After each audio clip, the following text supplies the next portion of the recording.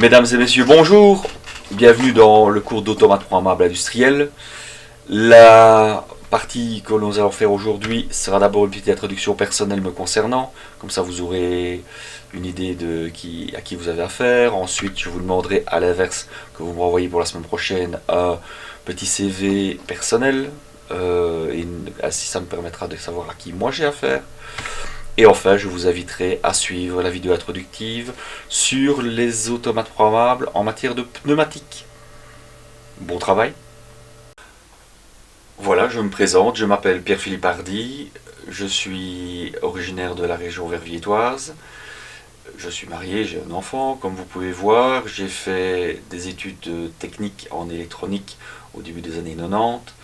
J'ai pu parfaire ces études en passant en ingénieur industriel à l'ISIL. C'était donc tout début des années 90, j'ai passé pas mal de temps là au bout. J'ai pu évidemment parfaire ma formation technique, puisqu'au départ en tant que technicien qualifié en électronique, avec 1 heure de maths, 1 heure de sciences et 3 heures de maths par semaine, arrivé en ingénieur, autant vous dire que c'était plutôt costaud. Bon. J'ai toujours été passionné par la technique, j'ai toujours été passionné par les maths, donc je peux vous dire que juste après ça, ayant fait énormément d'études théoriques pures, puisque c'est ce qu'on faisait, j'ai voulu me plonger dans le bain assez vite, puisque dès la fin de mes études, je me suis mis dans une société qui travaillait pour les huissiers de justice, qui s'appelle MCPS, qui s'appelle toujours MCPS puisqu'elle existe toujours. Et je m'occupais de toute la partie terrain, donc déploiement des systèmes de téléphonie, de tous les réseaux, du software de gestion totale de l'étude, et tout ce qui gravite autour d'une étude du d'huissier de justice. Au bout de 4-5 ans, j'avais fait le tour, donc je suis rentré dans une société qui s'appelle Douin Plus. C'est une société qui est très active dans le domaine du bâtiment en matière de technique spéciale. Donc technique spéciale, qui dit technique spéciale dit chauffage, ventilation, sanitaire, air conditionné, le fameux HVACS que l'on retrouve dans les techniques spéciales du bâtiment. Et au bout de 2 ans où j'étais responsable du bureau d'études, j'y ai travaillé jusque 2009.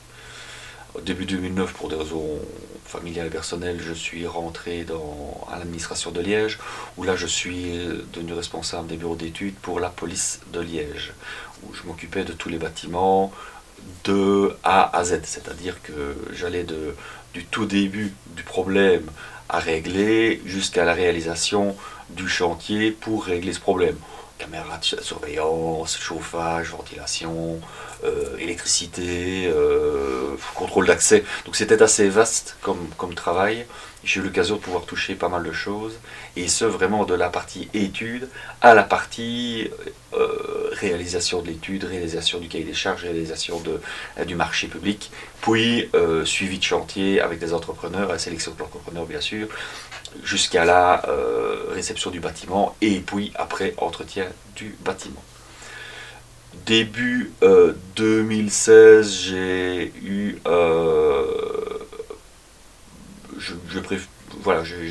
j'ai voulu changer de crèmerie comme on dit, pour un petit peu, parce que j'avais un peu fait le tour de ce que je pouvais faire, de ce que je pouvais donner à l'administration. Donc je me suis tourné vers l'enseignement en me disant que l'expérience que j'avais acquise jusqu'à présent pouvait être profitable. On verra à plus ou moins long terme. En tout cas, la plupart des étudiants qui sont sortis de mes cours ont trouvé en général un emploi assez rapidement. Et bien sûr, c'était mes cours, mais plus les cours de tous mes collègues. Je peux vous dire que quelle que soit la situation, si vous arrivez au bout de vos études, vous aurez assurément un boulot dans le domaine que vous avez étudié et vous gagnerez pas trop mal votre vie. C'est évidemment la source et la base des choses quand on fait des études supérieures. Bon. Au niveau de mes centres d'intérêt, vous verrez qu'ils sont assez éclectiques. J'aime tout ce qui tourne autour de l'art culinaire, de la cuisine, de la rénovation de bâtiments, parce que ça j'y ai consacré une bonne partie de ma vie, en tout cas de ma carrière, puisque depuis assez tôt, depuis que j'ai eu terminé mes études, j'ai commencé à taper des bâtiments sur mon temps libre. Je me suis assez fort amusé à ce niveau-là. J'aime beaucoup lire, j'aime beaucoup le cinéma quand ils sont ouverts. Et je suis assez sportif puisque je pratique pas mal de sport dès que j'ai l'occasion de pouvoir en faire. Voilà, donc je suis pragmatique. Je suis pas du style à vous embêter parce que vous ne savez pas écrire, enfin parce que vous trompez sur une virgule dans le cadre d'un examen. Moi, ce que j'aime bien voir, c'est si vous avez compris et si vous avez un petit peu travaillé la matière que on va voir ensemble. Donc, à terme, qu'est-ce qui va se passer? Ça se passe sur 2 ans. La première année, ben, on va voir toutes les bases du bâtiment. La deuxième, on va plus parler évidemment des éléments de calcul et des certifications. On va voir ici, après cette petite partie, comment d'ailleurs installer ces logiciels qui gravitent autour de cette certification. Voilà, j'espère que c'est clair. Je ne suis pas un gros méchant. Malheureusement, le contexte fait que nous devons passer via des vidéos pour le cours à l'heure actuelle. Ça servira évidemment à long terme puisque c'est réutilisable à l'infini et vous pouvez réécouter et mettre en pause quand vous en avez envie. Et surtout les écouter quand vous voulez. Personnellement, je suis plutôt un oiseau de nuit.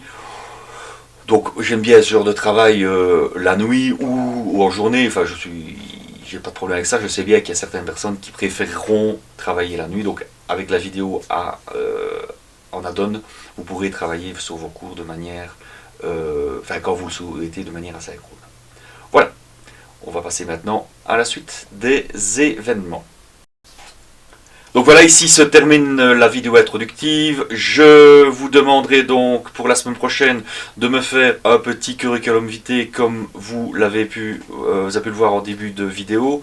Ça me permettra moi, comme je ne vous ai pas en face de moi, de voir à qui j'ai affaire.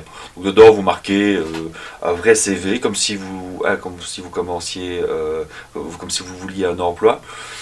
Et vous me mettez donc toutes les informations vous concernant, photos, vos origines, le rythme dont vous habitez, quels sont vos centres d'intérêt, quelles sont les études que vous avez faites avant, est-ce que vous avez fait l'UNIF avant, essayé d'autres types d'études supérieures, ou que sais-je. Donc il faut que je sois sur une petite page A4 en quelques lignes. Il faut que je vois qui vous êtes, quoi. Si vous faites un job d'étudiant, bah, c'est par quoi vous êtes intéressé, si vous faites de la danse, si vous faites je vais dire un vrai CV, quoi, un vrai CV complet. Ça me permettra de savoir donc à qui j'ai affaire et ça me permettra peut-être parce que je pense que c'est quelque chose qui n'a pas encore été fait vis-à-vis des autres personnes, je pense, vis-à-vis de la classe, mais vous ne savez peut-être pas que vous êtes à côté de quelqu'un qui a les mêmes centres d'intérêt que vous. Voilà. Je vous laisse donc ici en dessous mon adresse mail. Vous pouvez m'écrire quand vous voulez ou vous laisser un message sur le groupe Teams sur base de ce dont on vient de discuter. Je vous donne rendez-vous la semaine prochaine. Passez une bonne semaine.